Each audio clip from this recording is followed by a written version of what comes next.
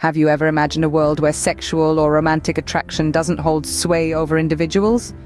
Welcome to the realm of asexuality and aromanticism, two terms that may seem foreign to many, yet are lived experiences for a significant number of individuals around the globe. Let's start by understanding what these terms mean. Asexuality is a sexual orientation characterized by a persistent lack of sexual attraction towards any gender. Now, this doesn't mean that asexual individuals cannot form deep, meaningful relationships. They can and they do.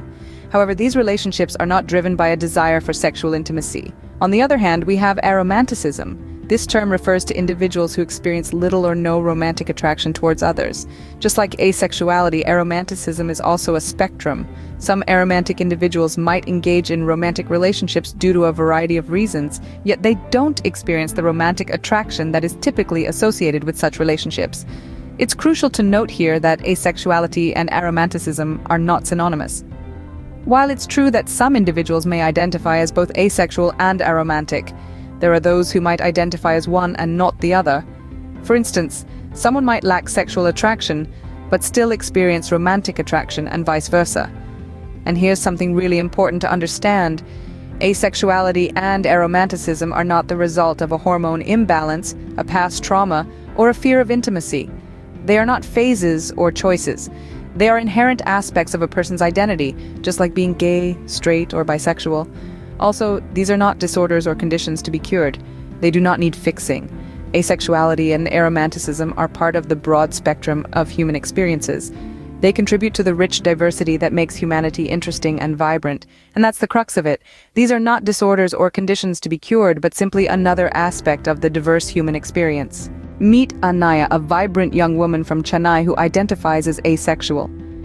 Anaya's journey towards understanding her identity is one that mirrors the experience of many individuals who identify as asexual or aromantic. Anaya was in her late teens when she first realized that her experiences with attraction were different from her peers. As her friends began to explore romantic relationships and physical intimacy, Anaya found herself feeling detached from these experiences. She didn't feel a lack of love or affection for people, but she did lack the sexual attraction that seemed to be a significant part of her friends' relationships. She spent countless nights researching, trying to understand why she felt the way she did. It was through this journey of self-discovery that she stumbled upon the term asexuality. As she read the experiences of others who identified as asexual, she felt a sense of relief. She wasn't broken or alone, she was simply asexual. However, understanding her identity was only the first step. Accepting it was another journey altogether. Anaya faced considerable challenges, primarily born out of societal misconceptions about asexuality. To many, her lack of sexual attraction was perceived as a symptom of an underlying issue, a phase, or even worse, an excuse to hide her true orientation. She also grappled with feelings of isolation. The lack of representation of asexuality in the media and the larger society made her feel unseen and unvalidated. But Anaya was resilient. She sought solace in online communities of people who identified as asexual and found comfort in shared experiences. Anaya's journey was not an easy one. It was filled with questions, doubts, and a constant battle against societal misconceptions. But it was also a journey of courage, self-discovery, and acceptance. It was a journey that showed her that her feelings were valid, her identity was real, and that she was not alone. Anaya's journey is a testament to the courage it takes to live authentically in a world that often misunderstands asexuality. Now let's shift our focus to Rohan, a talented musician from Mumbai who identifies as aromantic. Rohan's story is one of self-discovery and acceptance. As a child, he was always more interested in music and arts than his peers' budding romantic interests. As he grew older, this pattern continued. While his friends were chasing romantic relationships, Rohan found himself content with his guitar and his close-knit group of friends. During his college years, he began to realize that he didn't experience romantic attraction the way his friends did. He felt a profound sense of disconnect when his peers discussed their crushes and romantic escapades. It was during one of these conversations that a friend mentioned the term aromantic. Intrigued, Rohan decided to dig deeper. The more he read about aromanticism, the more he saw himself reflected in the descriptions. Suddenly, things started to make sense. He wasn't broken or weird, he was simply different. He was aromantic. However, accepting his identity was only half the battle. Rohan faced a myriad of challenges as he navigated a world that didn't quite understand his orientation. The societal pressure to find a romantic partner was immense. Friends, relatives, even strangers would ask when he was planning to settle down, and he would struggle to explain that he didn't desire a romantic relationship.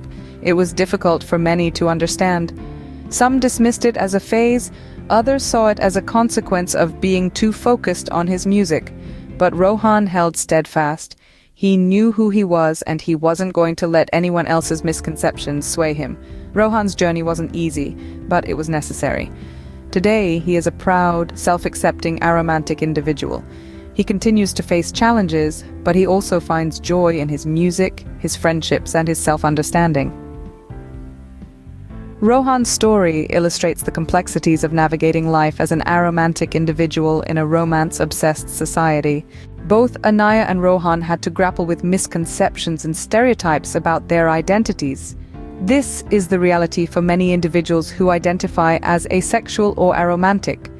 Misunderstandings and stereotypes are rampant, often leading to a lack of acceptance and understanding. One of the most common misconceptions is the belief that asexuality and aromanticism are the result of some form of trauma. This idea is deeply flawed. Like Anaya and Rohan, many asexual or aromantic individuals have not experienced any traumatic events that would cause their identities. Asexuality and aromanticism are not conditions to be caused, but rather they are simply one of the many ways people experience attraction and relationships. Another damaging stereotype is the notion that asexuality and aromanticism can be fixed.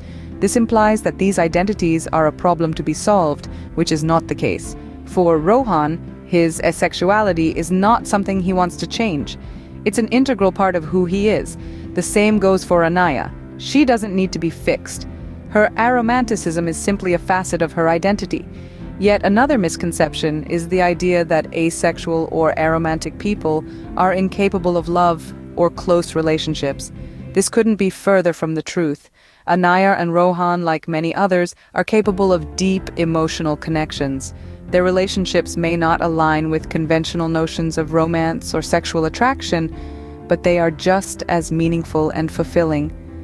These stereotypes and misconceptions are not only harmful, they also perpetuate ignorance and misunderstanding.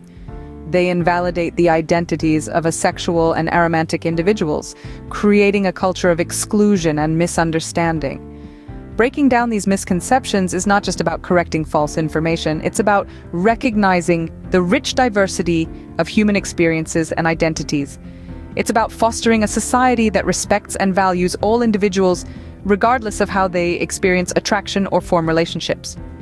Transcending these misconceptions is vital to fostering understanding and acceptance of asexuality and aromanticism.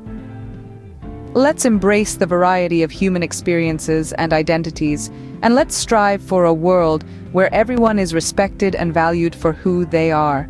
Understanding and acceptance are key to making our world a more inclusive place for individuals like Anaya and Rohan. As we delve deeper into the vast spectrum of human experiences, we discover the rich diversity in how we perceive and experience attraction. Asexuality and aromanticism are a part of this diversity, valid identities that deserve recognition and respect. Often, the journey of understanding begins with education. It's essential to educate ourselves about the different ways in which people experience attraction. It's about recognizing that not everyone experiences sexual or romantic attraction, and that's perfectly okay. It's about understanding that these identities are not a choice, but an integral part of who these individuals are. Acceptance, on the other hand, is about embracing these identities, both within ourselves and in others. It's about creating a safe space where individuals can express their identities without fear of judgment or rejection. It's about acknowledging and respecting each person's unique experience of attraction, whether it aligns with our own or not. This journey of understanding and acceptance is not just for those who identify as asexual or aromantic. It's a call to action for everyone. We all have a role to play in creating a more inclusive society, a society where everyone's identities are acknowledged, validated, and respected. So educate yourself. Read about asexuality and aromanticism. Listen to the stories of individuals like Anaya and Rohan. Engage in conversations, and most importantly, support the asexual and aromantic individuals in your life. Stand up for them when they face misunderstanding or discrimination. Celebrate their identities, and let them know that they are seen, they are valued, and they are loved. As we continue to explore the rich tapestry of human experiences, let's remember this: our diversity is our strength. It's what makes us human. It's what makes us unique. So let's celebrate this diversity in all its forms. Remember, everyone's experience of attraction is unique, and that's part of what makes us human.